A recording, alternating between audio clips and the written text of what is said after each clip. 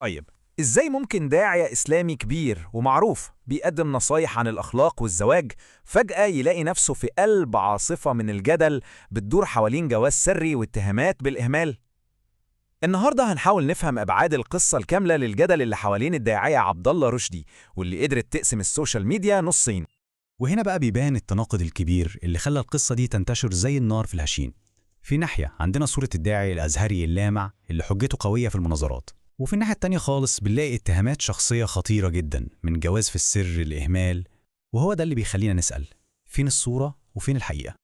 طيب، عشان نفهم أبعاد القصة كلها خلينا الأول نعرف مين هو أصلا عبد الله رشدي. هو مش مجرد داعية وخلاص، لا، هو شخصية عامة ليها تأثيرها ومعروف بذكائه وقدرته الكبيرة جدا على النقاش.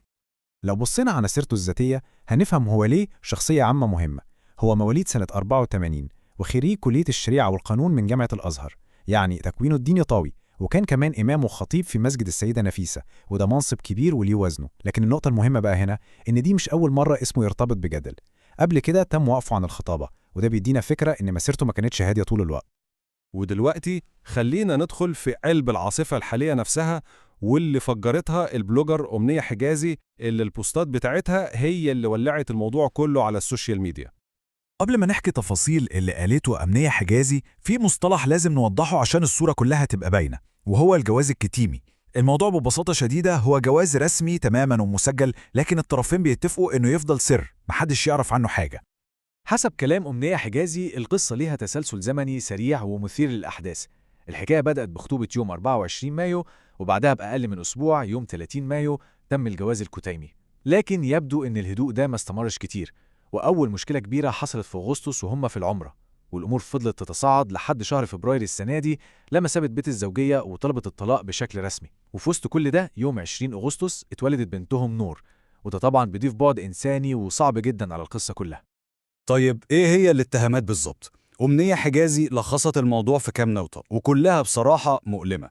هي بتقول إن إصراره على إن الجواز يبقى سري كان عشان صورته هو قدام الناس، مش عشان يحمي حياتهم، وإن في عز ما كانت بتتعرض لهجوم شرس على سمعتها أونلاين هو رفض تماماً يدافع عنها. هي بتوصفه بالبرود العاطفي، وإنه كان بيتجاهل حزنها، والأخطر من كده إنه لما طلبت الطلاق فضل يماطل ويسيبها متعلقة، وده اللي خلاها في النهاية تضطر تلجأ للمحاكم عشان تاخد حقها. وهنا بقى نيجي يمكن لأقوى دليل في روايتها كلها. أمنية نشرت سكرين شوت للرسالة بتقول إنها من عبد الله رشدي رداً على طلباتها إنه يدافع عن سمعتها. الرد المزعوم كان صادم بمعنى الكلمة: أنا لا بقرأ الكلام ده ولا مهتم بيه، تجاهليه، ما تركزيش فيه. بالنسبة لناس كتير الرد ده كان تلخيص لكل قصة التجاهل اللي هي بتحكي عنها. لكن القصة مش بتخلص هنا. اللي بيخلي الموضوع ده يتعقد أكتر إن دي مش أول مرة تحصل حاجة زي كده. في قصة قديمة ليها صدى في الموضوع ده، مرتبطة بالسيدة عراقية اسمها جيهان صادق جعفر. حسب الرواية المتداولة وقتها، القصة مع جيهان بدأت باستشارة دينية عادية جدا، لكنها أخدت منحنى غريب. اتقال إنه اقترح عليها زواج لفظي عشان كلامهم مع بعض يبقى حلال شرعا، وبعدها الموضوع اتطور لاقتراح كتابة عقد زواج عرفي اللي هو جواز مش موثق في الدولة. القصة دي انتهت بشكل صعب جدا باتهام علني من جيهان لرشدي بالاعتداء عليها.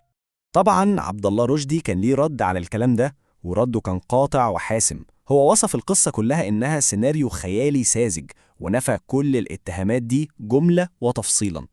وهنا بقى بنوصل لقلب الموضوع، الفكرة الأكبر اللي المصدر بيحاول يوصلها.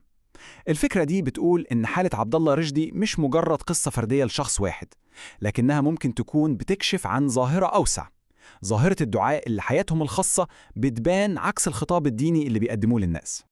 الجدول ده بيحط الموضوع في إطار واضح قوي.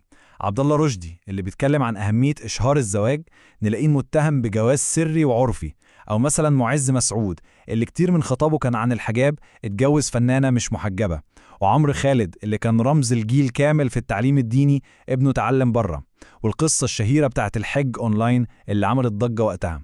كل دي أمثلة حسب المصدر بتوضح فجوة كبيرة بين الكلام والفعل. كل ده بيخلينا نرجع للسؤال الأساسي اللي المصدر بيطرحه، وهو آية قرآنية في الصميم موجهة للشخصيات دي وغيرها: لما تقولون ما لا تفعلون. في الآخر القصة دي مش مجرد فضيحة فلان أو علان، لا، دي بتورينا صراع معقد جدا بيجمع بين الإيمان والشهرة والتصرفات الشخصية. وفي النهاية القصة دي بتسيبنا مع سؤال مهم محتاجين نفكر فيه.